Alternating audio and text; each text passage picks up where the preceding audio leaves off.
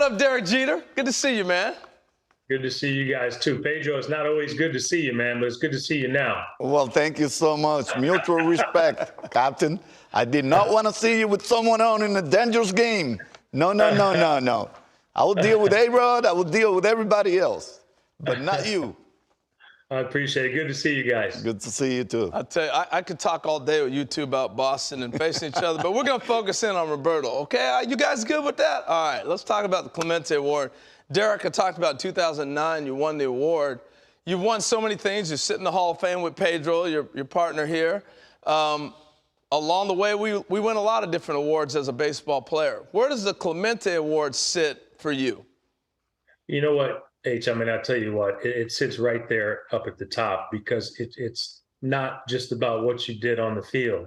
You know, I think you go around and you ask everyone in the game about Roberto Clemente, the first thing that comes to mind is all the work that he did in the community.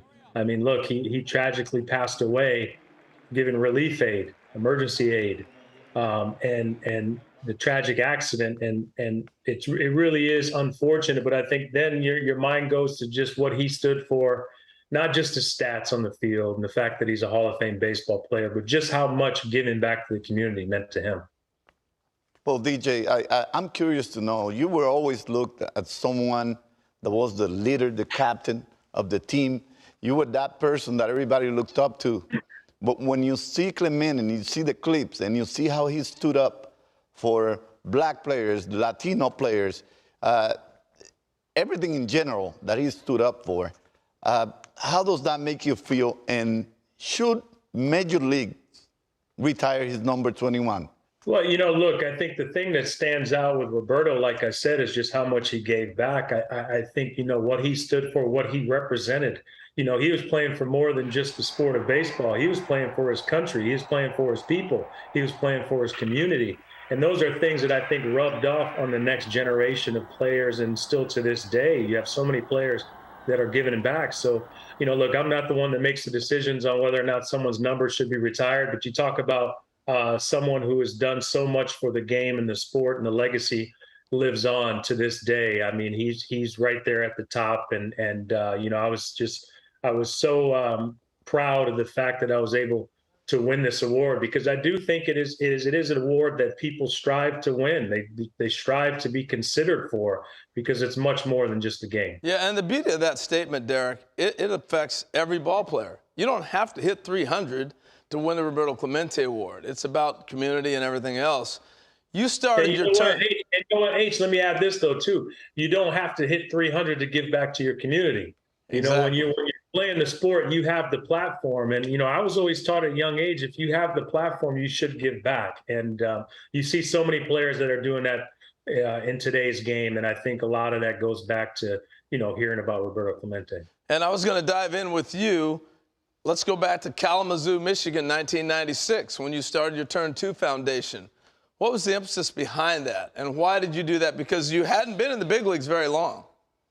Yeah, you know, I started in 1996 after my first year, H, and, you know, you made a trip out to Kalamazoo as well. You've been very supportive of our work that my family has done, and I appreciate that. Pedro, I know you do so much in the community down in the Dominican, and you really deserve a round of applause for that, and everyone needs to commend you for what you have done. You know, what we wanted to do, we wanted to motivate young people to turn away from alcohol and drugs and turn to healthy lifestyles, and we want kids to reach their full potential. And one of our signature programs that we have is our leadership program. And it's a 4-year leadership development program with high school kids in the New York area and the West Michigan area, obviously where I grew up. And we foster academic achievement, positive behavior, social change. We want to teach kids that their voices are powerful. They should learn to use them at a young age, so then when they're adults, they're a lot more comfortable using them. So the only way we've been able to have success as a foundation is all the support that we've gotten from the community. But I look at it as, you know, this is what you should be doing. It's part of your responsibility. Well, Derek, proud of you, young man. Coming a long ways, youngster. I appreciate that. And Pedro, now we're not competing against each other, man. Don't be afraid to invite me to one of your foundation events. We will do that for sure. But more than anything, I have you as my teammate. And you know, I have Joe also as my teammate. in Cooperstown, you will never go away from my team, boy, because I don't want to face you again. I appreciate it, brother. Good to see you guys. Thank you, bro. Thank you. God bless you. You don't and have your to family. worry about wearing that arm pad, Derek. He's not going to be throwing balls at you no more. It's all good. All right, we appreciate it, Derek. Thank you so much. Thank you, guys.